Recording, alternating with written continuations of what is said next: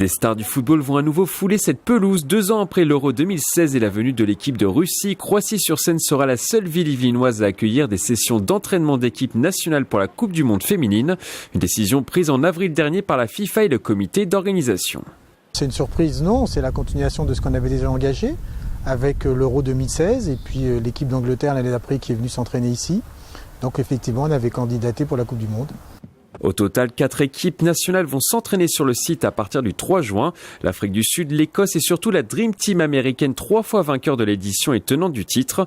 Les supporters pourront également voir un entraînement de l'équipe de France, hôte de la compétition.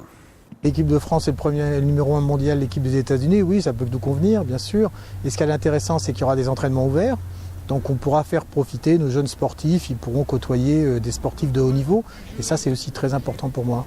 Je pense qu'on n'a pas besoin de faire monter la sauce, elle monte déjà, rien que de savoir qu'il y a un seul entraînement ouvert pour l'équipe de France et qu'il se passera à Croissy, on aura là du monde largement autant qu'on en veut. Comme pour l'Euro 2016, les équipes évolueront principalement sur le terrain d'honneur pendant les sessions d'entraînement. Dans le gymnase, on retrouvera les vestiaires ainsi qu'une salle de fitness pour travailler le renforcement musculaire. Un espace sera également dédié à la presse. Les aménagements, tout est fait, type Euro 2016, donc il n'y a pas de différence, si ce n'est un stade qui est un petit peu plus large que celui de l'Euro 2016.